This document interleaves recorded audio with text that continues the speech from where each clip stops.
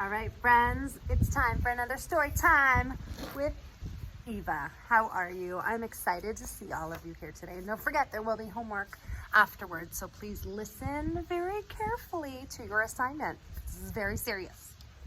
Our first book is one of my favorites. It's called Home, and it's by Carson, Ellis, who is so fantastic. She's an online friend of mine, and she's just fantastic. I just adore her. I want you to see all of it. Home by Carson Ellis. I'm gonna move over. I'll get the hang of it. Oh, there we go. Now you can see all of it. Cool. Home is a house in the country.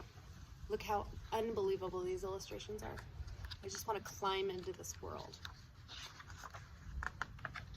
Or home is an apartment. Can you guys see it?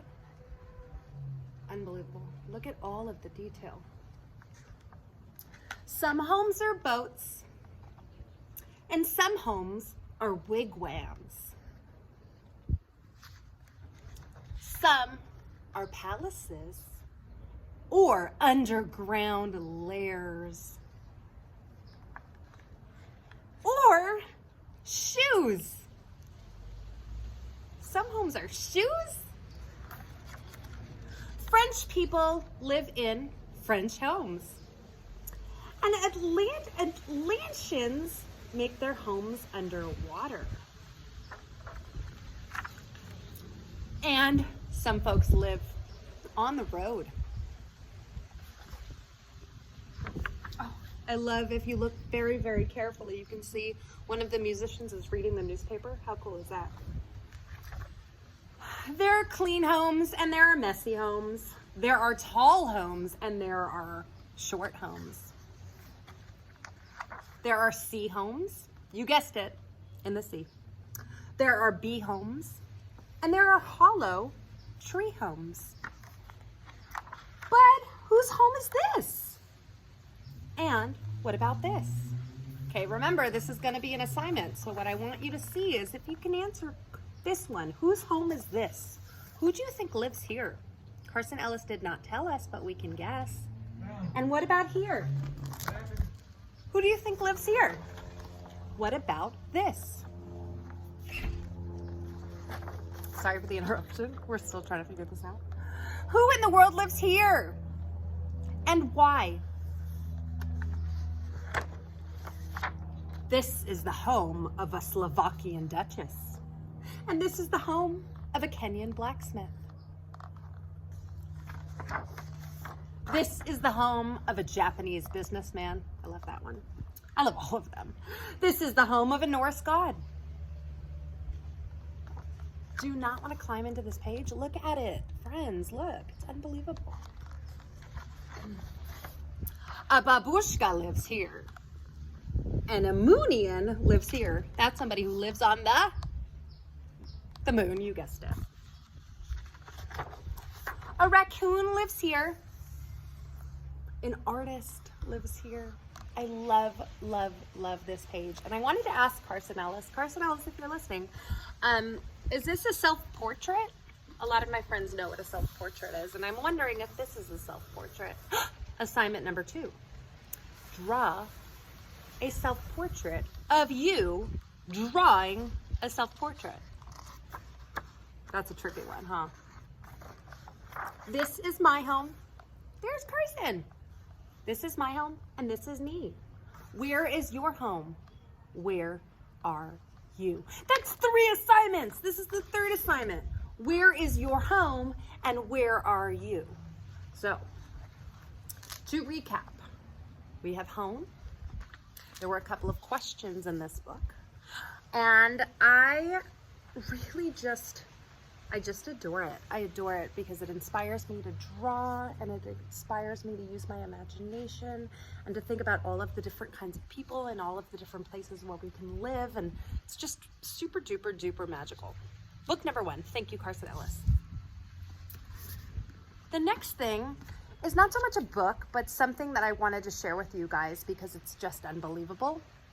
Her name is Rebecca Rainey, And she drew this unbelievable postcard. I think it's part of a larger picture, but I only have this postcard that somebody sent to me.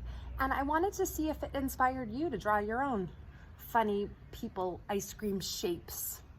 Isn't that fantastic? I love this. Thank you, Rebecca. Thank you for sharing this with me. My next book is one that a lot of my friends have been waiting for, so I'm very excited and pleased to read it with you now. Dun, dun, dun. Judith Bjorst, we love you. We read you yesterday, Alexander and the Terrible, Horrible, No Good, Very Bad Day. La la la la la. I can't wait.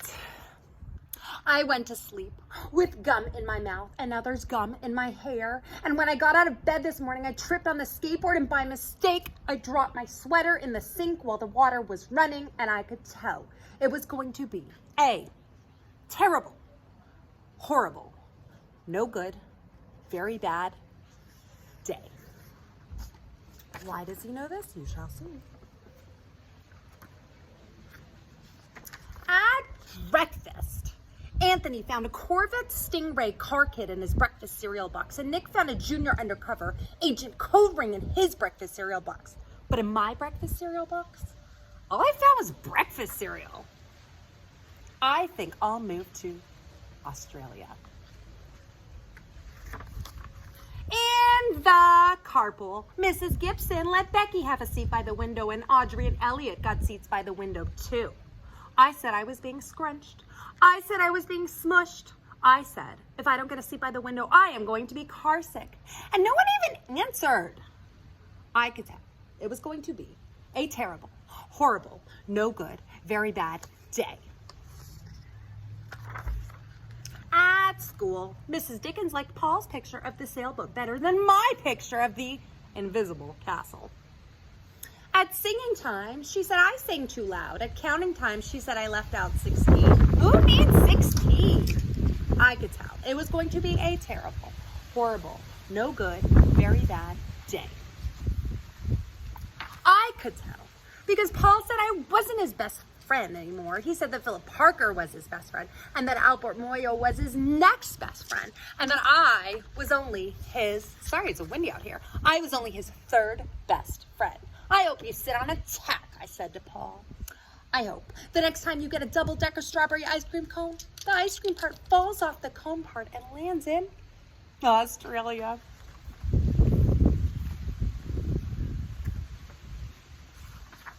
There were 2 cupcakes in Philip Parker's lunch bag, and Albert got a Hershey bar with almonds, and Paul's mother gave him a piece of jelly roll that had little coconut sprinkles on top. Guess whose mother forgot to put in dessert?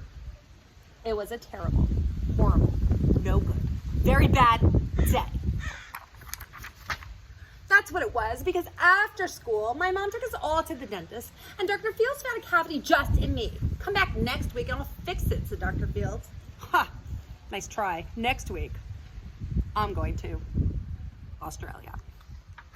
On the way downstairs, the elevator door closed on my foot, and while we were waiting for my mom to go get the car, Anthony made me fall where it was muddy. And then when I started crying because of the mud, Nick said I was a crybaby. Ah! Brothers. While I was punching Nick for saying crybaby, my mom came back with the car and scolded me for being muddy and fighting. I am having a terrible, horrible, no good, very bad day. I told everyone. I told everybody. And no one even answered. So rude. So then we went to the shoe store to buy some sneakers. And Anthony chose white ones with blue stripes.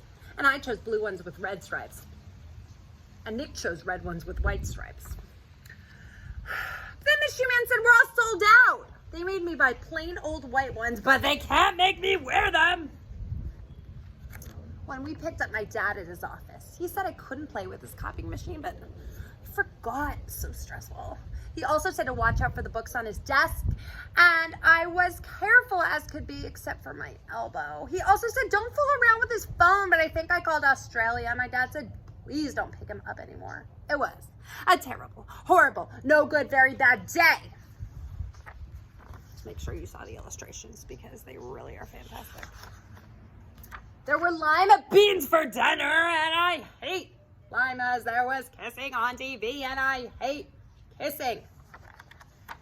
My bath was too hot. I got soap in my eyes. My marble went down the drain, and I had to wear my railroad train pajamas, and I hate my railroad train pajamas. I hate them. Hate's a really strong word, but I think he really, really doesn't like them. When I went to bed, Nick took back the pillow he said I could keep, and the Mickey Mouse nightlight burned out, and I bit my tongue. The cat wants to sleep with Anthony, not with me. It has been a terrible, horrible, no good, very bad day. My mom says some days are like that.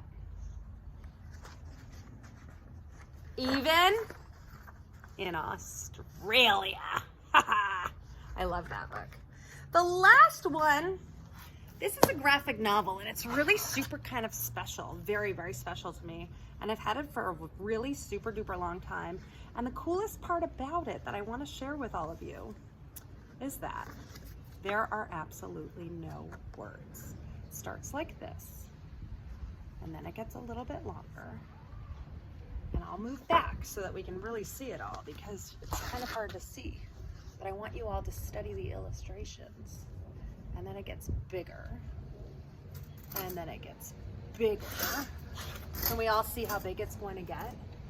And then it gets even bigger and bigger and bigger. And what I'm going to do is I'm going to take my phone now so that I can really, really, really show you all of it. As soon as I figure out how to do this, I will.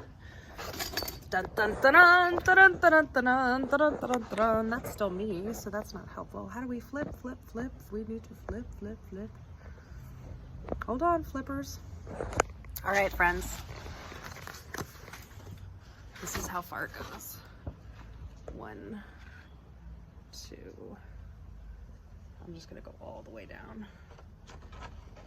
What are you saying? Is this even real life? Is that the coolest thing you've ever seen? And it goes all the way down. That's where it ends. And then it goes all the way up. I'll go all the way up for you. And what I really think would be so, so cool for you is if you could draw a picture and you could tape some of the pieces together and make them go the long way like this, and draw an illustration of a mountain that goes so super high up to the sky. It doesn't have to be this big, because that would be so many pieces of paper. Your moms and dads might get in the way. But let's see what you can do. So now I've given you a whole bunch of assignments, like super a whole bunch of assignments. So I think you can handle it. I'm outside right now because it's a beautiful, beautiful day. And I'll see you guys again tomorrow, but I can't wait for more story time. Talk to you soon. Bye, friends.